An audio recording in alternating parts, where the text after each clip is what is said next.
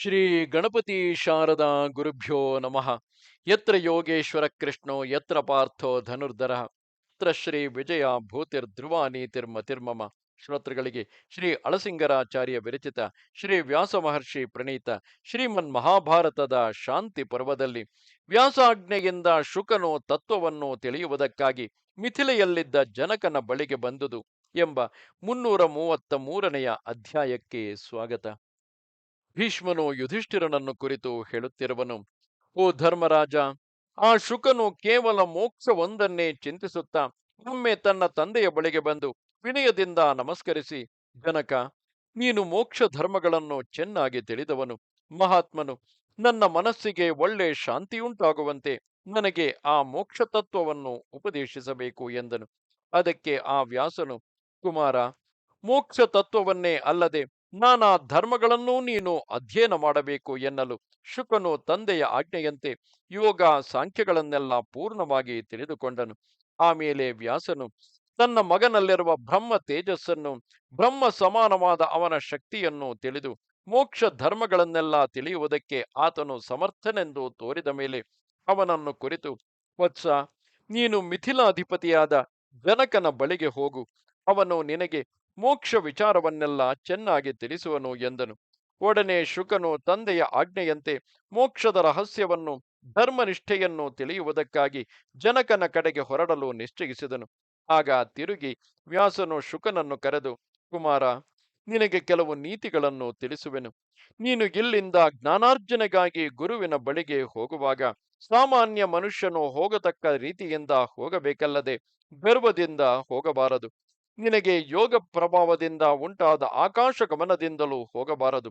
ರುಜುವಾಗಿ ಹೋಗಬೇಕು. ಸುಖವನ್ನು ಬಯಸಬಾರದು. ವಿಶೇಷ ಪದಾರ್ಥಗಳಿಗೆ ಆಸೆಪಟ್ಟು ಹುಡುಕಬಾರದು. ಅವೆಲ್ಲ ಸಂಘಕ್ಕೆ ಮೂಲವು. ಆ ಜನಕರಾಜನು ನಮ್ಮಿಂದ ಪೌರೋಹಿತ್ಯ ಮಾಡಿಸಿಕೊಳ್ಳತಕ್ಕವನಾಗಿದ್ದರೂ ಅವನಲ್ಲಿ ನೀನು ಹೆಮ್ಮೆಯನ್ನು ತೋರಿಸದೆ ಅವನಿಗೆ ವಿಧೇಯನಾಗಿರಬೇಕು. ಅವನು ಧರ್ಮ ಕುಶಲನು, ಮೋಕ್ಷ ಶಾಸ್ತ್ರದಲ್ಲಿ ಪಂಡಿತನು. ಅವನು ನಿನ್ನ ಸಂಶಯಗಳನ್ನೆಲ್ಲ ಪರಿಹರಿಸಬಲ್ಲನು. ಅವನು ಹೇಳಿದುದನ್ನು ನೀನು ಸ್ವಲ್ಪವೂ ಶಂಕೆಯಿಲ್ಲದೆ ನಡೆಸಬೇಕು ಎಂದನು. ಹೀಗೆ ತಂದೆಯು ಆಜ್ಞೆ ಮಾಡಲು ಶುಕನು ಒಡನೆಯೇ ಮಿಥಿಲಾ ನಗರಕ್ಕೆ ಹೊರಟನು. ಅವನು ತನ್ನ ಯೋಗ ಪ್ರಭಾವದಿಂದ ಭೂಮ್ಯಾಕಾಶಗಳನ್ನೆಲ್ಲ ಒಂದೇ ಕ್ಷಣದಲ್ಲಿ ದಾಟಲು ಶಕ್ತನಾಗಿದ್ದರು ಕಾಲು ನಡೆಯಿಂದಲೇ ಮಿಥಿಲೆಗೆ ಹೊರಟನು.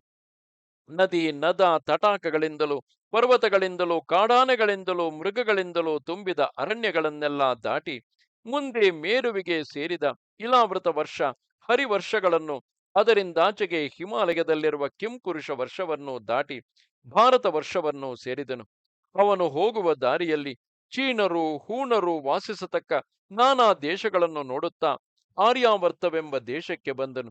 ಅವನು ದಾರಿಯುದ್ದಕ್ಕೂ ತನ್ನ ತಂದೆಯ ಉಪದೇಶವನ್ನೇ ಮನಸ್ಸಿನಲ್ಲಿಟ್ಟುಕೊಂಡು ಖಚರನು ಆಕಾಶದಲ್ಲಿ ಹೋಗುವಂತೆ ದಾರಿಯಲ್ಲಿ ಬೇಗ ಬೇಗನೆ ಸಾಗಿದನು.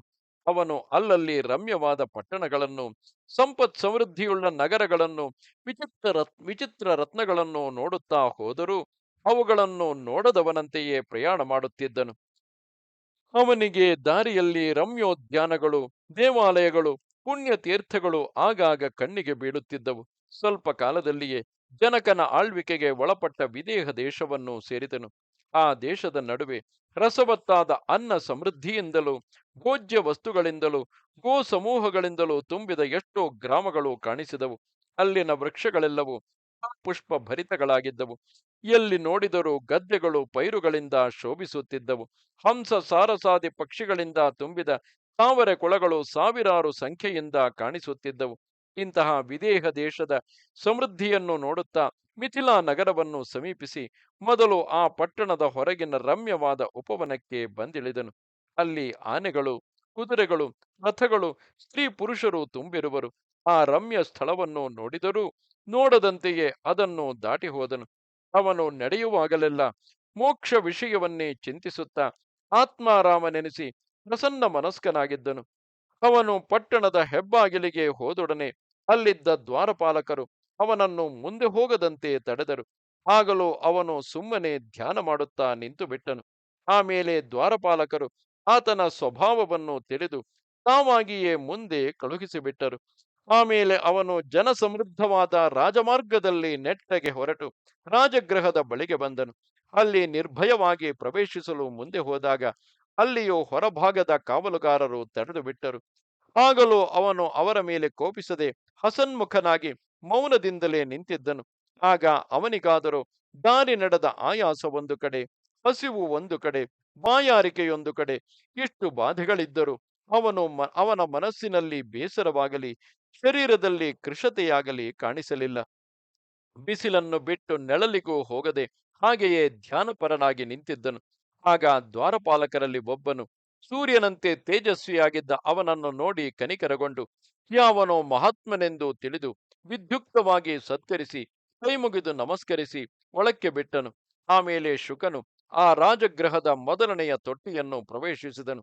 ಆ ಶುಕನಾದರೂ ಬಿಸಿಲು ನೆಳಲು ಎರಡನ್ನೂ ಸಮಾನವಾಗಿ ನೋಡತಕ್ಕವನು. ಅವೆರಡರಲ್ಲಿಯೂ ಅವನ ದೇಹಕಾಂತಿಯು ಒಂದೇ ವಿಧವಾಗಿರುವುದು. ಅವನು ಮೋಕ್ಷ ಒಂದನ್ನೇ ಚಿಂತಿಸುತ್ತಾ ಆ ತೊಟ್ಟಿಯಲ್ಲಿ ಸುಮ್ಮನೆ ನಿಂತಿದ್ದನು. ಆಮೇಲೆ ಸ್ವಲ್ಪ ಹೊತ್ತಿನೊಳಗಾಗಿ ರಾಜ ಮಂತ್ರಿಯು ಬಂದು ಅವನ ಸ್ಥಿತಿಯನ್ನು ನೋಡಿ ಕೈಮುಗಿದು ಅರಮನೆಯ ಎರಡನೆಯ ತೊಟ್ಟಿಗೆ ಕರೆತಂದು ಬಿಟ್ಟನು. ಚೈತ್ರ ರಥವೆಂಬ ಕುಬೇರನ ಉದ್ಯಾನದಂತೆ ಅಲ್ಲಿ ಅಂತಃಪುರ ಸ್ತ್ರೀಯರ ವಿಹಾರ ಯೋಗ್ಯವಾದ ಉದ್ಯಾನವನವೊಂದು ಕಾಣಿಸಿತು. ಅದರಲ್ಲಿ ಎಲ್ಲೆಲ್ಲಿಯೂ ಪುಷ್ಪಿತವಾದ ಮರಗಳು, ಹೆಂಗಸರ ಜಲಕ್ರೀಡೆಗಾಗಿ ಅಲ್ಲಲ್ಲಿ ಸೌಕರ್ಯಗಳನ್ನು ಕಲ್ಪಿಸಿರುವರು. ಮಂತ್ರಿಯು ಶುಕನಿಗೆ ಆ ಉದ್ಯಾನವನ್ನು ಅಲ್ಲಿನ ಜನಸಮೂಹವನ್ನು ತೋರಿಸುತ್ತಾ ಅಲ್ಲಿ ಶುಕನಿಗಾಗಿ ಒಂದು ಆಸನವನ್ನು ಕೊಟ್ಟು ಕುಳ್ಳಿರಿಸಿ ತಾನು ಅಲ್ಲಿಂದ ಹೊರಟು ಹೋದನು. ಇಷ್ಟರಲ್ಲಿ ಅಲ್ಲಿಗೆ ಒಳ್ಳೆ ರೂಪವತಿಯರಾದ ಕೆಲವು ಮಂದಿ ತರುಣಿಯರು ವಿಹಾರಾರ್ಥವಾಗಿ ಬಂದರು. ಆ ಸ್ತ್ರೀಯರು ಅತ್ಯಂತ ಮೋಹಕರವಾದ ರೂಪವುಳ್ಳವರು. ಎಲ್ಲರೂ ಕೆಂಪಾದ ನವಿರು ಬಟ್ಟೆಯನ್ನು ಉಟ್ಟಿರುವರು. ಮೈತುಂಬ ಸುವರ್ಣಾಭರಣಗಳನ್ನು ಧರಿಸಿರುವರು. ಮಾತಿನಲ್ಲಿಯೂ ಹಾಡಿನಲ್ಲಿಯೂ ನಿಪುಣರು. ನೃತ್ಯ ಗೀತಗಳಲ್ಲಿ ವಿಶಾರದರು. ಯಾವಾಗಲೂ ನಗುಮುಖದಿಂದಲೇ ಮಾತನಾಡುವವರು. ರೂಪದಲ್ಲಿ ಒಬ್ಬೊಬ್ಬರು ಅಪ್ಸರಸಿಯನ್ನು ಮೀರಿರುವರು. ಪುರುಷರ ಭಾವವನ್ನು ತಿಳಿದು ಉಪಚರಿಸುವುದರಲ್ಲಿಯೂ ಶೃಂಗಾರ ಚೇಷ್ಟೆಗಳಲ್ಲಿಯೂ ಬಹಳ ಚತುರರು. ಇಂತಹ 500 ಮಂದಿ ವೇಶ್ಯಾ ಸ್ತ್ರೀಯರು ಸಂಜೆಯಲ್ಲಿ ಗುಂಪಾಗಿ ಸೇರಿ ಆ ಉದ್ಯಾನದಲ್ಲಿದ್ದ ಶುಕನ ಮುಂದೆ ಬಂದು ನಿಂತರು. ಕೆಲವರು ಅವನಿಗೆ ಅರ್ಘ್ಯಗಳನ್ನು, ಕೆಲವರು ಪಾದ್ಯಗಳನ್ನು ತಂದು ಪೂಜಿಸಿದರು. ಕೆಲವರು ರುಚಿಕರವಾದ ಮೃಷ್ಟಾನ್ನವನ್ನು ತಂದೊಪ್ಪಿಸಿದರು. ಅವನು ಭೋಜನ ಮಾಡಿದ ಮೇಲೆ ಆ ಸ್ತ್ರೀಯರಲ್ಲಿ ಒಬ್ಬೊಬ್ಬಳು ಬೇರೆ ಬೇರೆಯಾಗಿ ಅವನಲ್ಲಿಗೆ ಬಂದು ಆ ಉದ್ಯಾನದ ಸೊಗಸನ್ನು ತೋರಿಸಿ ವರ್ಣಿಸತೊಡಗಿದರು.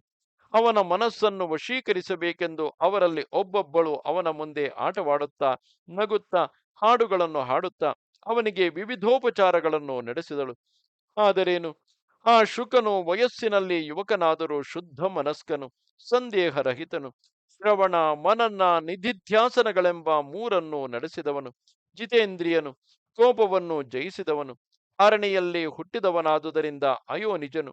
ಅಂತಹ ಮಹಾತ್ಮನು ಅವರ ಆಟ ಪಾಠಗಳಿಗೆ ಮರುಳಾಗಲಿಲ್ಲ, ಅವರ ಮೇಲೆ ಕೋಪಿಸಲೂ ಇಲ್ಲ.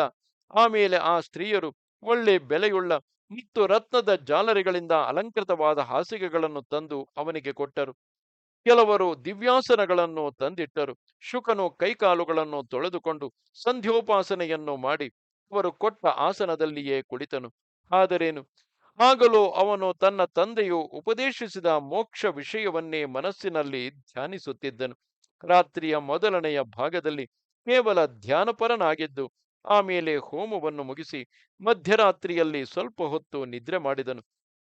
ಆಮೇಲೆ ಬ್ರಾಹ್ಮ ಮುಹೂರ್ತದಲ್ಲಿಯೇ ಎದ್ದು ಶೌಚಾಚಮನಗಳನ್ನು ನಡೆಸಿದನು. ಆ ರಾತ್ರಿಯೆಲ್ಲ ಅಷ್ಟು ಮಂದಿ ಸ್ತ್ರೀಯರು ತನ್ನನ್ನು ಸುತ್ತಿ ಮುತ್ತಿ ನಲಿದಾಡುತ್ತಿದ್ದಾಗಲೂ ಅವನು ಬ್ರಹ್ಮ ಧ್ಯಾನದಲ್ಲಿಯೇ ಮಗ್ನನಾಗಿದ್ದನು. ಹೀಗೆ ವ್ಯಾಸಪುತ್ರನು ಒಂದು ಹಗಲಿನಲ್ಲಿ ಉಳಿದಿದ್ದ ಭಾಗವನ್ನು, ರಾತ್ರಿಯನ್ನು ಈ ವಿಧವಾಗಿ ಆ ರಾಜಗೃಹದಲ್ಲಿ ಕಳೆದನು. ಇದು 333ನೆಯ ಅಧ್ಯಾಯವು. ನಮಸ್ತೆ ಶಾರದೆ ದೇವಿ, ಕಾಶ್ಮೀರ ಪುರವಾಸಿನಿ, ತ್ವಾಮಹಂ ಪ್ರಾರ್ಥಯೇ ನಿತ್ಯಂ, ವಿದ್ಯಾದಾನಂಚ ದೇಹಿಮೆ. ನಮಸ್ಕಾರ.